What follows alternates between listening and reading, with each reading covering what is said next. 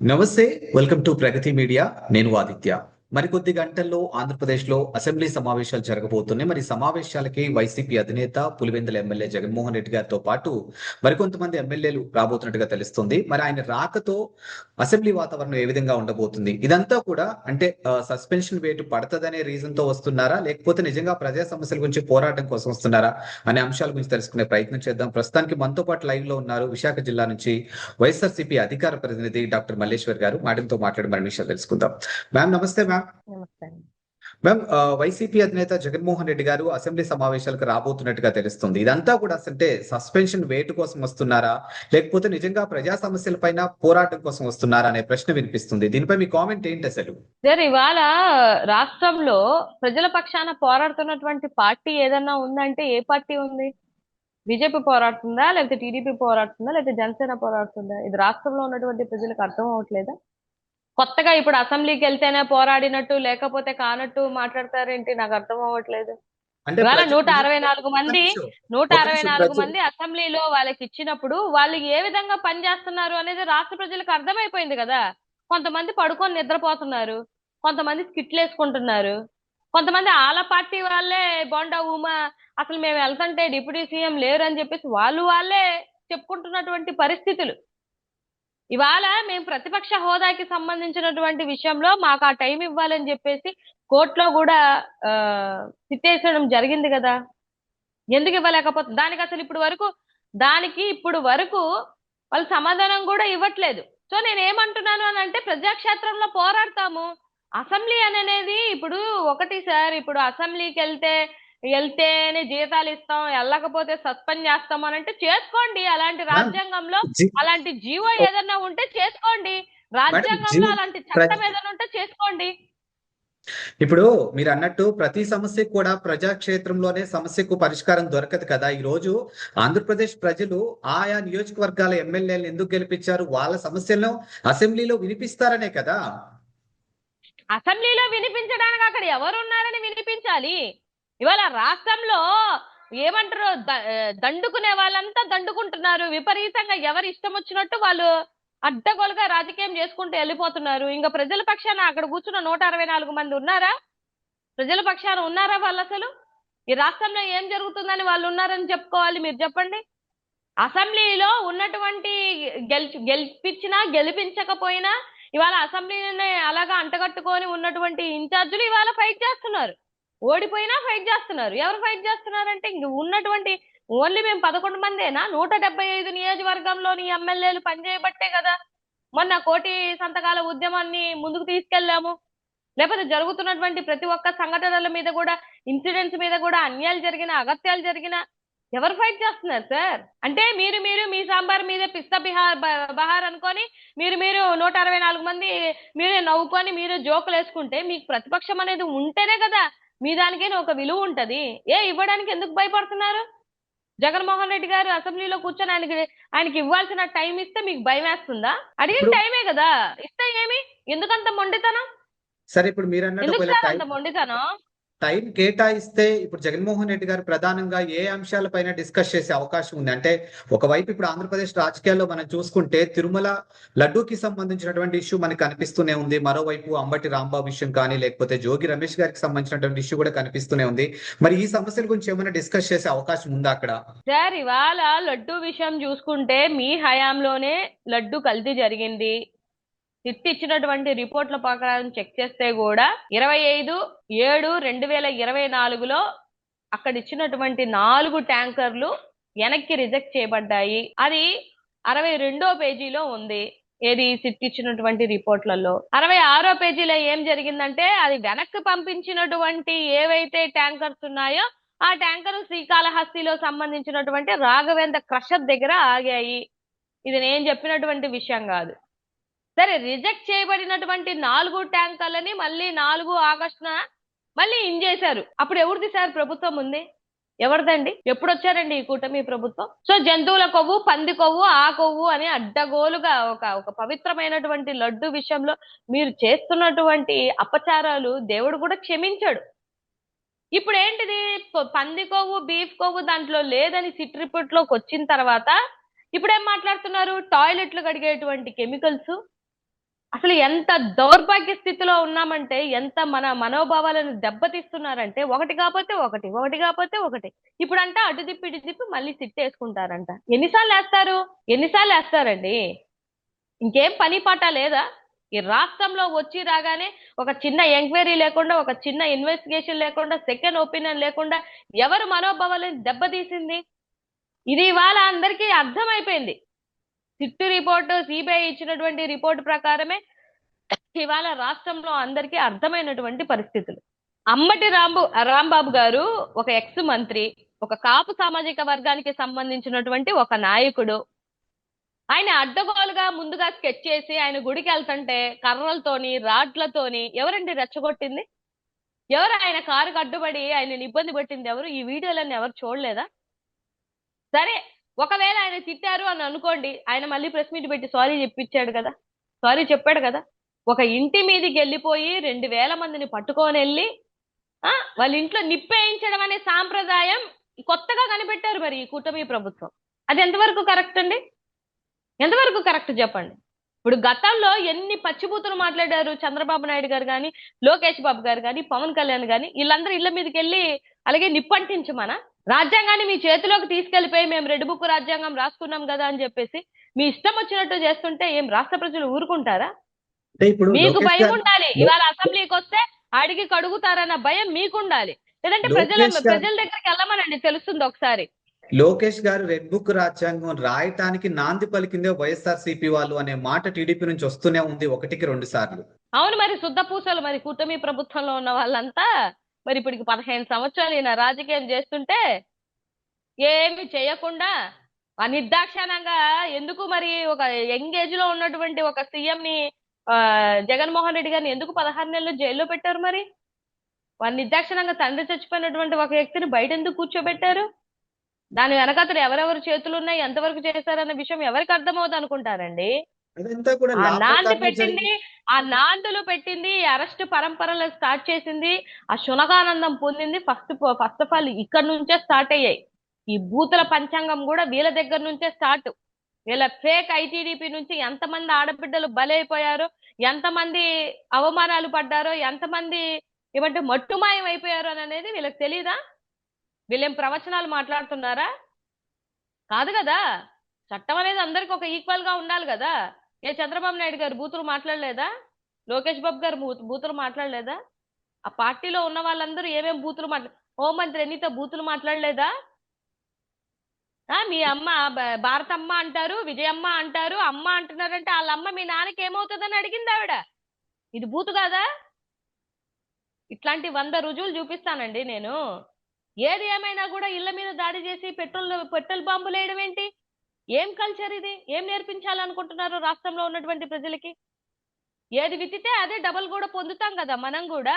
రాబో రోజులలో ఇట్లనే జై జగన్మోహన్ రెడ్డి గారు అని చెప్పేసి నేర్పిస్తున్నారా మీరు? కార్యకర్తలు ఎంత ఇబ్బంది పడతారు? సో డెఫినెట్ గా ఇలాంటివన్నీ రాజ్యాంగానికి విరుద్ధంగా చేసే ఏ పనైనా కూడా ప్రజలు హర్షించరు. ఇప్పుడు ఆంధ్రప్రదేశ్ లో ఉన్నటువంటి పరిణామాలన్నీ మేం చెప్పటం కాదు, ప్రజలు చూస్తున్నారని వైసీపీ నుంచి వస్తున్నటువంటి ఆ వాయిస్ ఇప్పుడు సోషల్ మీడియా వేదికగా కనిపిస్తూనే ఉంది. మరి ఇప్పటికే ఆంధ్రప్రదేశ్ లో లోకల్ బాడీకి సంబంధించినటువంటి ఎలక్షన్ నోటిఫికేషన్ కూడా రాబోతుంది. మరి ఈ ఇంపాక్ట్ వాళ్ళకి కానీ మీకు కానీ ఏ విధంగా ఉండబోతుంది అసలు? మేము వాళ్ళు ఉండగానే బై ఎలక్షన్ అంతా గెలిచింది మేమే. కూటమి ప్రభుత్వం వచ్చాక బై ఎలక్షన్ లో దగ్గరగా 52 స్థానాల్లో పోటీ చేస్తే 37 స్థానాలు కైవసం చేసుకుంది మేము. వాళ్ళు వచ్చాకే కదా గెలిచాము. నిన్న కూడా ఇక్కడ విశాఖపట్నంలో స్టాండింగ్ కమిటీకి సంబంధించినటువంటి దీంట్లో కూడా ఇక్కడ కలిసినటువంటి వాళ్ళకి బలం ఉన్నప్పటికీ ఆ బలం కూడా వాళ్ళు సంపాదించుకున్నటువంటి బలం ఏం కాదు. అసలుగా చెప్పాలి అంటే మా కార్పొరేటర్లు లాక్కున్నప్పటికీ కూడా మేమే నెగ్గాం. ఇక్కడ వచ్చి రాగానే ఎమ్మెల్సీ టీచర్స్ ఎలక్షన్స్ అయ్యాయి. ఎవరు గెలిచారు? ఇండిపెండెంట్ క్యాండిడేట్ గెలిచారు. ఆ గెలిచిన క్యాండిడేట్ కి వీళ్ళు దండలు వేసుకొని హల్చల్ చేసుకున్నారు. అందరికీ రాష్ట్రంలో ఉన్నటువంటి ప్రజలకి తెలుసు. దీన్ని బట్టి అర్థం ఏం చేసుకోవాలి? గ్రౌండ్ రియాలిటీలో ఎవరికి బలం ఎక్కువ ఉందని అర్థం చేసుకోవాలి. సో కోర్ వైఎస్ఆర్సీపీ లేకపోతే కోర్ టీడీపీ అనుకుంటే కోర్ వైఎస్ఆర్సీపీకి ఉన్నటువంటి ప్రాధాన్యత ఎక్కువ, మా బలం ఎక్కువ, నిజంగానే మా అధిష్టానం పోటీ చేయాలని చూస్తే మాత్రం టఫాటఫ్ గట్టిగానే ఫైట్ ఇస్తాము. రాబో రోజులలో గ్రౌండ్ రియాలిటీ ఏంటి అనేది వాళ్ళకి తెలియజేస్తాం. అండ్ ఇప్పుడు అసెంబ్లీ సమావేశాలు ప్రధానంగా బడ్జెట్ కి సంబంధించినటువంటి అంశాల మీద డిస్కషన్ చేయబోతూ ఉన్నారు. మరి ఆంధ్రప్రదేశ్ లో కూటమి సర్కార్ అధికారంలోకి రాకముందు ప్రవేశపెట్టినటువంటి సంక్షేమ పథకాలు ఏవైతే ఉన్నాయో అవన్నీ ప్రజల్లోకి వెళ్ళాయా లేదా అనే ప్రశ్న మీ వరకు వస్తే మీ కామెంట్ ఏంటి అసలు? వెళ్ళాయా లేదా అనేది అందరికి తెలుస్తుంది కదండి. సూపర్ 6 అన్నారు, ఏమిచ్చారు? ఇప్పటి వరకు 2 పథకాలని టచ్ కూడా చేయలేదు వాళ్ళు. ఉన్నటువంటి 4 పథకాలలో అరాకొరాకి ఇచ్చారు. మళ్ళీ నేమో సూపర్ 6 సక్సెస్ఫుల్ అని అంటే ఈ యువతకి నిరుద్యోగ భృతి ఇచ్చారా? 3,000 ఇచ్చారా? తర్వాత మహిళకి శ్రీనిధి డబ్బులు నెలకి 15,000, సంవత్సరానికి 18,000 ఇస్తానన్నారు, ఇచ్చారా? మరి ఆ 2 పథకాలు టచ్ కూడా చేయకుండా సక్సెస్ఫుల్ అంటే ఎవరు నమ్ముతారు? ఎవరు నమ్ముతారండి? ఇవాళ రాష్ట్రంలో ఉన్నటువంటిది మీరు ఆ సంక్షేమం ఇస్తానంటేనే కదా మీరు గెలిచారు కూటమి ప్రభుత్వం. జగన్మోహన్ రెడ్డి గారి కన్నా బెటర్గా ఇస్తాము, జగన్మోహన్ రెడ్డి గారి పథకాలు ఏమి తీయము, ఒకటి కూడా తీయమని అదే పథకాలకి కాపీ క్యాట్లుగా పెట్టుకొని ఇవాళ రాష్ట్రంలో ఉన్నటువంటి ప్రజలకి చెప్ప చూపించినట్టు చూపిస్తున్నారు. మీరు ఓట్లేసారు కదా, అయిపోయింది. గెలిచిన తర్వాత గెలవక ముందు ఒక మాట, గెలిచిన తర్వాత ఒక మాట మాట్లాడుతున్నట్టు ఉన్నారు. సో అలాంటి పరిస్థితులు ఈ రాష్ట్రంలో కనిపిస్తున్నప్పుడు డెఫినెట్ గా రాష్ట్రంలో ఉన్నటువంటి ప్రజలన్నీ గమనిస్తారు. ఎవరి హయాంలో ఎవరికి వాళ్ళకి మేలు జరిగిందా, ఎవరి హయాంలో వాళ్ళకి మంచి జరిగిందా, ఎవరి హయాంలో వాళ్ళకి సంక్షేమం ఇంటి వద్దకు వచ్చిందా, ఎవరి హయాంలో ఆడబిడ్డలు గాని, చిన్న బిడ్డలు గాని, యువత గాని, ముసలోళ్ళు గాని ఎవరు ఇబ్బంది పడకుండా ఉన్నారనేది వాళ్ళు క్యాలిక్యులేట్ చేసుకుంటారు. ఇప్పుడు వైఎస్ఆర్సీపీఏ చెప్తుందానంటే వైఎస్ఆర్సీపీ చెప్పినా చెప్పకపోయినా ప్రజలకి అర్థం అవుతుంది. అది ప్రజాక్షేత్రంలో తేల్చుకుంటామని చెప్తున్నాను నేను. జగన్మోహన్ రెడ్డి గారు ఆయనతో పాటు ఇంకా కొంతమంది ఎమ్మెల్యేలు అసెంబ్లీకి ఎంట్రీ ఇస్తున్నప్పుడు ఇది వాళ్ళు కంటిన్యూ అవుతారా, లేకపోతే జస్ట్ నామకే వాస్తుకి వెళ్ళి ఒక రకమైనటువంటి హాజరు అది అయిన తర్వాత బయటకు వస్తారా, ఏంటి అసలు? సార్ అది డిపెండ్స్. అది పార్టీ పెద్దలు తీసుకున్నటువంటి డెసిషన్. దాని మీద నేనైతే మాట్లాడలేను. ఉంటే మాత్రం గట్టిగా వాళ్ళని నిలదీసి అడిగేటువంటి పరిస్థితి. ఎమ్మెల్సీలకు పెట్టినప్పుడు ఆ రోజు అడిగారు కదా, ఎమ్మెల్సీలు అందరు నోరు తెరిచి ఏం అడగాలో అన్ని అడిగారు కదా. ఇప్పుడు కూడా అడగాలి అనుకుంటే డెఫినెట్ గా అడుగుతాం. అందులో 1% కూడా డౌట్ లేదు. వాళ్ళు అక్కడ ఎంతసేపు ఉంటారు ఏంటి అనేది అది పార్టీ తీసుకున్నటువంటి డెసిషన్. అది నేనైతే చెప్పలేను కానీ బట్ డెఫినెట్ గా ఒకవేళ ఆపర్చునిటీ వస్తే మాత్రం అడుగుతారు. అందులో 1% కూడా డౌట్ లేదు. ఇప్పుడు మొదటి నుంచి కూడా మేము లోపలికి వెళ్తే మా వరకు టైం రాకుండా చేస్తారు, అవసరమైతే మా మైక్స్ కట్ చేస్తారు అనే మాట మీ దగ్గర నుంచి ఎక్కువగా వినిపించింది. సో ఒకవేళ మీరు అన్నట్టు మేబీ ఒకవేళ ఆ ఛాన్స్ వీళ్ళకి ఇచ్చే టైం వీళ్ళకి ఇస్తే ఇప్పుడు మనం డిస్కస్ చేసినటువంటి ఈ అంశాలన్నీ కూడా అసెంబ్లీలో వినొచ్చా? ఇస్తే ఎందుకు చేయరు సార్? ఇప్పుడు ఇవ్వడానికి మీకు ప్రాబ్లం ఏంటి? నేను అడుగుతున్న క్వశ్చన్. మీరు 164 మంది మీరే మాట్లాడుకొని మీరు చెప్పుకుంటుంటే అసలు ప్రభుత్వంలో ఉన్న వాళ్ళు ప్రజల పక్షాన పోరాడతారా? ప్రతిపక్షం కదా పోరాడుతుంది. మీకు ఇవ్వడానికి ఏంటి బాధ? జగన్మోహన్ రెడ్డి గారిని చూసి అంత భయపడిపోతున్నారా? ఇస్తే ఏంటి ప్రాబ్లం అని అడుగుతున్నాను సార్ నేను. ఇప్పుడు ప్రజాక్షేత్రంలో జరిగినటువంటి లోపాలు ఎవరు చూపిస్తారు? ప్రతిపక్షం చూపిస్తుంది. వీళ్ళు మాత్రం ప్రభుత్వంలో ఉన్న 164 మందులు మేము బాగా చేశామంటారు కానీ బాగా చేయలేదని ఎందుకంటారు? ప్రజల పక్షాన్ని ఎందుకు మాట్లాడతారు వాళ్ళు? సో అందుకని వాళ్ళ అసెంబ్లీ కూడా ఎవరు చూడట్లేదు. ఎవరు ఎందుకు చూస్తారు? రాష్ట్ర ప్రజల వైపు మాట్లాడడానికి ఒక పార్టీ కావాలి కదా.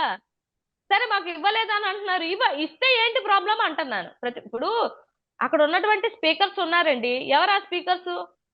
జగన్మోహన్ రెడ్డి గారు ఓడిపోయాడు కానీ చచ్చిపోలేదురా అన్నటువంటి ఒక స్పీకరా ఆయన స్పీకరు? వాళ్ళు ఇప్పుడేమో స్పీకర్లుగా ఇన్ని మాటలు మాట్లాడుతున్నా ఆడ స్పీకర్లుగా కూర్చొని వాళ్ళు శునకానందం పొందడానికి ఆయనను రప్పించడానికి వాళ్ళు ట్రై చేస్తున్నారు. మేమే వద్దంటున్నాం. మాకు ఇష్టం లేదు. మేము ప్రజల పక్షాన ప్రజలుగా మేమే చెప్తున్నాం. జగన్మోహన్ రెడ్డి గారు ఎంత ఫైట్ చేయాలో, ప్రజాక్షేత్రంలో ఎంత ఫైట్ చేయాలో అంతా చేస్తున్నారు. ఇవాళ ముక్కు చెమటలు పడుతున్నాయి వాళ్ళకి. 164 మంది వాళ్ళ స్ట్రెంత్ ఉన్నా 11 మంది మమ్మల్ని హేళన చేసి మా స్ట్రెంత్ ఇంతే అని చెప్పినా కూడా ఇవాళ రాష్ట్రంలో నిద్ర పోనీయకుండా కూటమి ప్రభుత్వం చేస్తున్నటువంటి ఏకైక పార్టీ వైఎస్ఆర్సీపీ పార్టీ. మాకు తెలుసు ప్రజాక్షేత్రంలో మేము ఎలా పోరాడాలో, ప్రజల తరపున మేము ఎలా నిలబడాలో మాకు తెలుసు. అండ్ ఇటీవల కాలంలో మనం చూసాము సెంట్రల్ కి సంబంధించినటువంటి బడ్జెట్. ఆ బడ్జెట్ లో ఆంధ్రప్రదేశ్ కి ఎక్కువగా మేలు జరిగింది, ఆంధ్రప్రదేశ్ కి చాలా వరాల జల్లు కురిపించారు అనే మాటలు కూడా వస్తూ ఉన్నాయి కదా. అక్కడ ఉన్నటువంటి ప్రతిపక్ష పార్టీగా మీ కామెంట్ ఏంటి అసలు ఆ బడ్జెట్ పైన? అసలు మిడిల్ క్లాస్ ఫ్యామిలీకి బడ్జెట్ లో ఏం పెట్టారండి? చూసారా? ఏం పెట్టారు? ఆంధ్ర రాష్ట్రానికి ఏమి ఇచ్చారు? గత ప్రభుత్వంలో బడ్జెట్ లో పెట్టినప్పుడు మన ప్రభుత్వం 19 నుంచి 24లో ఉన్నప్పుడు బడ్జెట్ లో ఏం పెట్టారు, ఇప్పుడు ఏం పెట్టారు టాలీ చేయమనండి. ఇప్పుడు కూటమి ప్రభుత్వంలో ఉండి కూడా ఆంధ్ర రాష్ట్రానికి ఏమీ తేలేదు. ఆ డిఫరెన్సెస్ అని కనిపించట్లేదా జనాలకి? ఇప్పుడు తెలుగు రాష్ట్రాల్లోనే తెలంగాణ కంటే ఆంధ్రాకే ఎక్కువ మేలు జరిగిందనే మాటలు వస్తూనే ఉన్నాయి కదా. మాటలు ఎవరికి కావాలి సార్, చేతలు కావాలి. బడ్జెట్ లో పెట్టి కనిపిస్తున్నాయి కదా ఉండాలి. మ్యామ్ ఎంత మీకు ఇప్పుడు ఏది స్పీడ్. ఏది ఎంత ఎంత పెట్టారు చూపించండి. ఎంత పెట్టారు చూపించండి. గత ఇప్పుడు ప్రభుత్వంలో ఇప్పుడు ఈ ప్రభుత్వానికి టాలీ చేసి చూపించండి. టాలీ చేసి చూపించండి. గత ప్రభుత్వానికి ఈ ప్రభుత్వంలో, ఇప్పుడు గత ప్రభుత్వంలో ఉన్నటువంటి బడ్జెట్ కి ఇప్పుడు కూటమిలో ఉన్నటువంటి ఈ బడ్జెట్ కి డిఫరెన్స్ ఎంత ఉందో ఒకసారి క్యాలిక్యులేట్ చేయండి. ఊరికే నోటి మాటలతో చెప్పడం వద్దు. ఏం చేశారు? పక్క రాష్ట్రంలో మంచిగా తెచ్చుకున్నా కూడా ఈ రాష్ట్రం కూటమిలో ఉండి కూడా ఏం చేయలేకపోతుంది. దీని మీద ఏ డిబేట్లు పెట్టరు. దీని మీద ఏ మాటలు మాట్లాడరు. రైల్వే జోన్ పోయినా మాట్లాడరు. రైల్వే జోన్ పోయింది కదా, అయినా మాట్లాడరు. కూటమిలో ఉన్నప్పుడు స్టీల్ ప్లాంట్ పోతుంది, అయినా మాట్లాడరు. మీకు స్వలాభాలు, మీకు పర్సనల్ గా మీ లాభాల కోసం, మీ రాజకీయ లబ్ధుల కోసమే చూసుకుంటారు తప్పితే ఏ రోజు మీరు పోరాడారు? అసలు ఇప్పుడు స్టీల్ ప్లాంట్ విశాఖ ప్రైవేటీకరణ చేయను అన్నారు. ఇప్పుడు ఎందుకు చేస్తున్నారు? ఇప్పుడు విశాఖ స్టీల్ ఎందుకు అడగలేకపోతున్నారు? ఇప్పుడు దానికి సంబంధించినటువంటి అప్డేట్ లో దాని వల్ల ప్రజలకి మేలు జరుగుతున్నప్పుడు ప్రతిపక్షం వాళ్ళు ఎందుకు బురద జల్లే ప్రయత్నం చేస్తున్నారు అనే ఏం మాట మేలు? కూడా వస్తుంది కదా. ఏం మేలు? ఆంధ్రుల హక్కు, స్టీల్ ప్లాంట్ ఆంధ్రుల హక్కు, ఇది మా హక్కు, మేము ఎట్టి పరిస్థితిలో కానివ్వమని డైలాగులు చెప్పారు కదా. మరి ఇప్పుడేం మాట్లాడుతున్నారు? ఇప్పుడు రివర్స్ లో ఎంప్లాయీస్ ని జడుతున్నారు. తెలుసా మీకు ఆ విషయం? సోమరిపోతుల్లా కూర్చుంటారా అని చెప్పేసి అడ్డగోలుగా మాట్లాడుతున్నారు. ఎంతమంది ప్రాణత్యాగం చేస్తే స్టీల్ ప్లాంట్ అండి? 5,000 కోట్లతో స్టార్ట్ చేసిన స్టీల్ ప్లాంట్ ఇవాళ 5 లక్షల కోట్ల టర్న్ ఓవర్ చేసినటువంటి స్టీల్ ప్లాంట్ మీ ఒక్కరితో అయిపోయిందా? ఇవాళ స్టీల్ ప్లాంట్ కోసం గనులు కావాలని అడగట్లా, పోయి మిట్టలకి కావాలని చెప్పి మీ సెంట్రల్ మినిస్టర్లు అందరూ పోయి అడుగు కూర్చొని అడిగేసి వచ్చారు. ఏ స్వలాభాలు లేకుండా మీరు ఎందుకు పోయి అడిగారు? రాష్ట్రంలో ఉన్నటువంటి ప్రజలకు తెలియదు అనుకుంటారా? డెఫినెట్ గా రాబో రోజులలో మొట్టమొదటగా ఓడిపోయే సీట్ ఏదన్నా ఉందంటే అది గాజువాక సీట్, గుర్తుపెట్టుకోండి. ఎందుకు అంత షూర్ గా అంటే అంత కాన్ఫిడెంట్ గా చెప్తున్నారు? మాకు తెలుసు, నేను ఉత్తరాంధ్రలో ఉన్నాను కాబట్టి. ఇప్పుడు అదే ఉత్తరాంధ్రలో ఉత్తరాంధ్రకి ఉన్నాను కాబట్టి, సంబంధించి విశాఖవాసిగా ఉన్నాను కాబట్టి నాకు తెలుసు ఇక్కడ రియాలిటీ కాదు ఏంటి మ్యామ్, అనేది. ఇప్పుడు మీరు ఉత్తరాంధ్రలోనే ఉన్నారు. ఇప్పుడు ఇదే ఉత్తరాంధ్రకి సంబంధించి భోగాపురం ఎయిర్పోర్ట్ కి సంబంధించినటువంటి అప్డేట్స్ కూడా మరి మీరు చూస్తున్నారా? చూస్తున్నానండి. శంకుస్థాపన చేసేసి ఏ రోజు శంకుస్థాపన చేశారు ఆయన? ఏ రోజు శంకుస్థాపన చేశారు? శంకుస్థాపన చేసేసి వదిలేసింది ఇవాళ భోగాపురం వచ్చేసిందా? ఇది వీళ్ళు వచ్చిన 15 నెలల కాలంలోనే ఎయిర్పోర్ట్ కట్టారంటే ఎవరు నమ్ముతారు సార్? దానికి సంబంధించి జగన్మోహన్ రెడ్డి గారి వీడియో ఒకటి బాగా సర్క్యులేట్ అయింది, చూసారమ్మా మీరు సోషల్ మీడియాలో? ఏం వీడియో? అంటే ఎర్ర బస్ కూడా పోని ప్లేస్ అనే మాటలు ఏవో వచ్చినట్టున్నాయి వీడియోలో. ఎర్ర బస్ అని జగన్మోహన్ రెడ్డి గారు అనలేదండి. అక్కడ ఉన్నటువంటి ఒక అమ్మాయి ఒక చెల్లి క్వశ్చన్ వేసింది, అన్నా ఇక్కడ ఎర్ర బస్సు కూడా రాదన్నా, కానీ ఇట్లాంటి ప్లేస్ లోకి వచ్చి నువ్వు ఎయిర్పోర్ట్ ఎందుకు పెట్టాలనుకుంటున్నావని ఆమె అడిగిన క్వశ్చన్ కి జగన్మోహన్ రెడ్డి గారు సమాధానం ఇచ్చారు. ఆయన అనలేదు. ఆ వీడియోలు కూడా ఉన్నాయి, చూడమనండి. వాళ్ళకి ఇట్లాంటి ఎందుకు కనిపిస్తాయి? వాళ్ళకి ఇలాంటివి ఎందుకు కనిపిస్తాయండి? ఆయన దిగిపోయే ముందు ఆయన శంకుస్థాపన చేశారు. చంద్రబాబు నాయుడు గారు దిగిపోయే ముందు శంకుస్థాపన చేశారు. దాని చుట్టూ ఉన్న బోల్డ్ కేసులు అవన్నీ డీల్ చేసి అందరితో మాట్లాడి మొత్తానికి ఎయిర్పోర్ట్ ని 19 నుంచి 24 సంవత్సర కాలంలోనే ఎయిర్పోర్ట్ పనులన్నీ జరిగాయి. ఇప్పుడు వీళ్ళు వచ్చిన 15 నెలల్లో సింహాచలంలోనే ఒక గోడ కట్టలేక ఆ గోడ నాసిరకం గోడ కొట్టి 7 మంది చనిపోయారు. వీళ్ళు ఎయిర్పోర్ట్ కట్టారంటే నమ్ముతారా ఎవరైనా? ఏం సార్ చెప్తారు? బయట జనాలకి ఎవరైనా చెప్తే నమ్ముతారు. మేము ఇక్కడ ఉత్తరాంధ్రలోనే ఉన్నాం కదా, మాకు తెలీదా రియాలిటీ? క్రెడిట్ స్టోరీ అంటారు, దాంట్లో ఘనాపాటులు ఇద్దరు, లోకేష్ బాబు గారు, చంద్రబాబు నాయుడు గారు. ఎస్, అసెంబ్లీకి సంబంధించి ఎలాంటి అప్డేట్ కావాలన్నా మళ్ళీ మీతో ఖచ్చితంగా మేము లైవ్ లో జాయిన్ అవుతాం. And thank you ma'am, thank you so much. Okay అండి, థ్యాంక్ యూ సో మచ్.